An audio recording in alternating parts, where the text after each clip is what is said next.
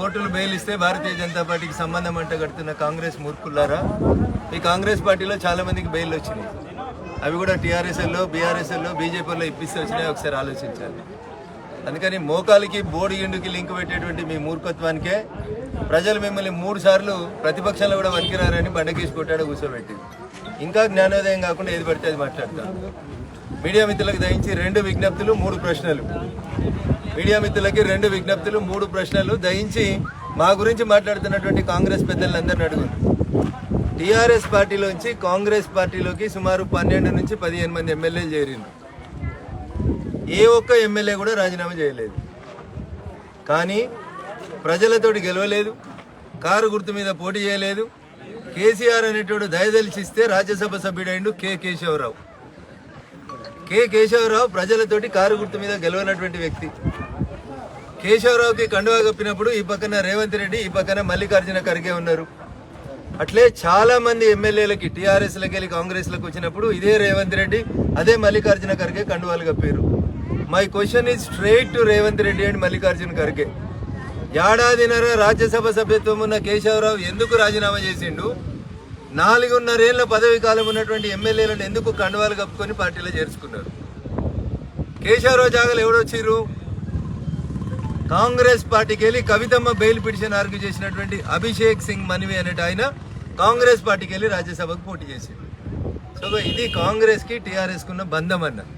ఇంకో ప్రశ్న కూడా మా మీడియా మిత్రులు అడగాలి కాంగ్రెస్ వాళ్ళని. రాజ్యసభకి ఎన్నికలకి నోటిఫికేషన్ వచ్చిన తర్వాత టీఆర్ఎస్ పార్టీకి 38 మంది ఎమ్మెల్యేలు ఉన్నారు. ఎందుకు టీఆర్ఎస్ పార్టీ తన సీటే కదా, కేశవరావు అనేటోడు తన పార్టీ వాడు, తను రిజైన్ చేస్తే ఖాళీ అయింది కదా, ఎందుకు పోటీ పెట్టలేదో చంద్రశేఖరరావు చెప్పాలి. 80,000 పుస్తకాలు చదివినటువంటి మేధావికి రాజ్యసభ ఎలక్షన్లలో బీఆర్ఎస్కేలో ఒకరిని పోటీకి పెడితే, ఒకవేళ విప్పిస్తే నీ ఎమ్మెల్యేలు నీ కోటేయకపోతే, కేటీఆర్ ఏదో చెప్తున్నాడు కదా, అమెరికాలో బాత్రూమ్లు కడిగినోడు డిస్క్వాలిఫై చేయరి, రేపు కడియం సిరియర్ ఎన్నిక వస్తుంది, దానముది వస్తుంది. ఈ ఎన్నిక రావాలంటే టీఆర్ఎస్ పార్టీ లేదా బీఆర్ఎస్ పార్టీ ఒకవేళ రాజ్యసభ ఎన్నికలలో పోటీ చేసి ఉంటే, ఒకవేళ నువ్వు విప్పిచ్చి ఉంటే, నీ ఎమ్మెల్యే ఎవడన్నా నీ విప్పుకి వ్యతిరేకంగా ఓటేసి ఉంటే, ఇంతకంటే మంచి సాక్ష్యం ఏముంటుండే? కేసీఆర్ ఎందుకు సమాధానం చెప్పరు? ఇలా రేవంత్ రెడ్డి చెప్తాడా, మల్లికార్జున ఖర్గే చెప్తాడా, రాహుల్ గాంధీ చెప్తాడా? చెప్పాలి. ఎవరితో కలిసిరు అనే దానికి ఇంతకంటే మంచి సాక్ష్యం ఏముంటుందో తెలంగాణ సమాజం ఆలోచించాలి. ఓరుగల్లు పోరాటాల గడ్డ మీదకి వెళ్ళి మాట్లాడుతూ ఉన్నా ఈ ప్రశ్న నేను. ఉప ఎన్నికలు వస్తాయంటాడు కేటీఆర్. ఎట్లొస్తాయి ఉప ఎన్నిక? బీఆర్ఎస్ పార్టీ గుర్తు మీద గెలిచినోడు చెయ్యి గుర్తు మీద ఎంపీకి సికింద్రాబాద్ లో పోటీ చేస్తే ఆయన రాజీనామా చేయించలే కాంగ్రెస్ పార్టీ. ఆ దానం నాగేందర్ కూడా సన్నాయి నొక్కులు నొక్కుతుండే. ఇవాళ కేశవరావు ఎందుకు రిజైన్ చేసిండు? ఒక మంచి సాంప్రదాయం కోసం, విలువల కోసం నేను పార్టీకి వెళ్ళి గెలిచినా అది ఆడ వారేసి వస్తున్నా అన్నాడు. ఈడ సాక్ష్యం మల్లికార్జున ఖర్గే, ఈడ సాక్ష్యం రేవంత్ రెడ్డి, కలిసింది ఢిల్లీ ఏఐసిసి ఆఫీసులో. మరి అదే నీతి, అదే నియమం, అదే నిజాయితీ. పార్టీ గుర్తు మీద ప్రజలు ఓట్లేస్తే గెలిచిరు కదా. ఈ 12 మందో 15 మందో, ఒకడు అంటాడు నియోజకవర్గ అభివృద్ధికి పోయినా అంటాడు, ఇంకోటి అంటాడు ఆత్మగౌరవానికి పోయినా అంటాడు, ఇంకోటి అంటాడు. ఎందుకు పోయినరో ఎమ్మెల్యేలు, గౌరవ ఎమ్మెల్యేలు, ప్రజల చేత గెలిచిన వాళ్ళు. కేశవరావు అనే పెద్ద మనిషి విలువలు పాటించినప్పుడు, విలువలు గల ఆయనను ఒక ఆయనను జాయిన్ చేసుకున్నామని మల్లికార్జున ఖర్గే చెప్పినప్పుడు, ఒకవేళ వీళ్ళ మధ్యలో మ్యాచ్ ఫిక్సింగ్ లేకపోతే, కాంగ్రెస్ బీఆర్ఎస్ మధ్యలో మ్యాచ్ ఫిక్సింగ్ లేకపోతే, కేశవరావు గారి రాజీనామా ఎందుకు వెంటనే ఆమోదం పొందింది? ఎందుకు అభిషేక్ సింగ్ మన్వి అనేటోడు తెలంగాణకి వెళ్ళి రాజ్యసభకు పోయిండు? ఎవరి అభిషేక్ సింగ్ మన్వి? ఎల్కేజీ పోరాడా? ఇంతకుముందు కాంగ్రెస్కి వెళ్ళి ఎంపీ చేసినోడు, నా లెక్కనే వకీలు. సుప్రీంకోర్టులో కవిత బెయిల్ పిటిషన్లో కపిల్ సిబల్ ఆర్గ్యూ చేసిండు, అభిషేక్ సింగ్ మన్వి ఆర్గ్యూ చేసిండు, ముకుల్ రోహిత్కి ఆర్గ్యూ చేసిండు. అదే రఘునందన్ ఆర్గ్యూ చేస్తే ఇదే పేపర్ వాళ్ళు ఏం రాస్తారు? బీజేపీ వాళ్ళు పోయి బీఆర్ఎస్లోకి ఆర్గ్యూ చేసిరు అని రాస్తారు. ఇలా మీడియా ఎందుకు మౌనంగా ఉంటుందో చెప్పాలి. ఎవరి ప్రయోజనాల కోసం మీరు నోరు మూసుకొని ఉంటున్నారో చెప్పాలి. ఇలా 3 ప్రశ్నలు కాంగ్రెస్, బీఆర్ఎస్, తెలంగాణ సమాజం ముందు ఒక వకీల్ సాబ్ ఉంచదలుచుకున్నా నేను. కేశవరావు లాగా మిగతా ఎమ్మెల్యేలని రాజీనామా చేయించకపోవడం వెనకాల కాంగ్రెస్ పార్టీ కుట్రైంది.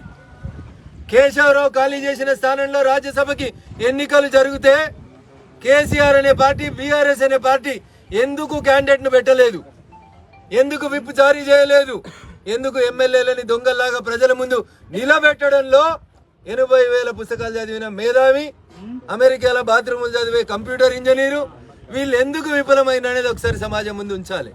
ఇంతకంటే మంచి సాక్ష్యం ఏముంటుందన్న?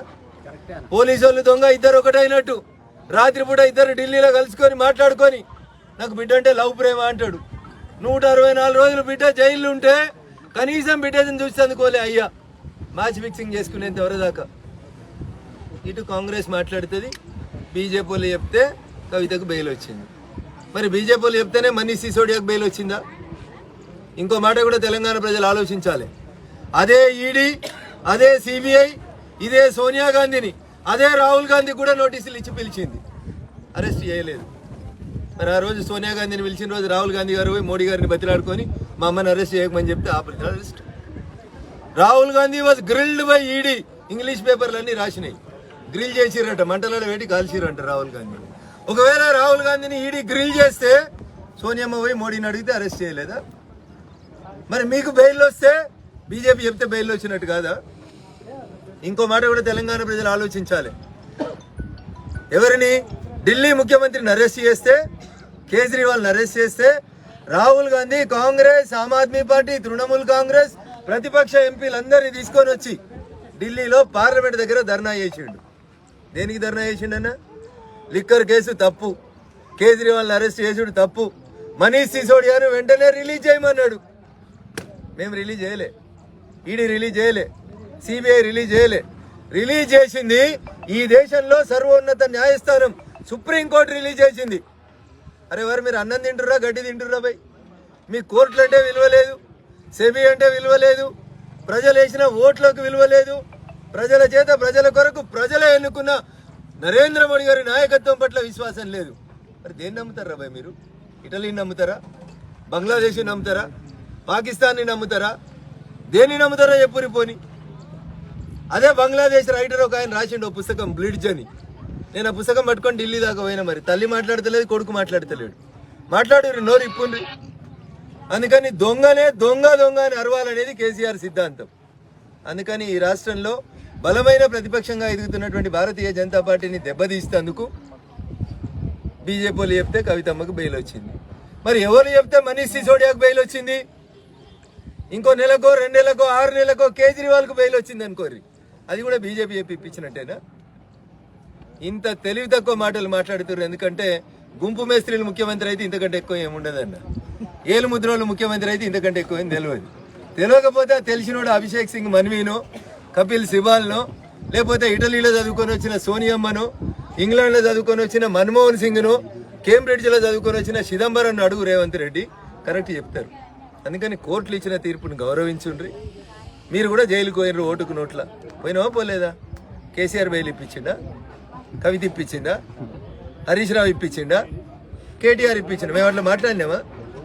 మేము సంస్కారంగా మాట్లాడినాం, కోర్టులను గౌరవించినాం, వ్యవస్థల్ని గౌరవించుర్రి.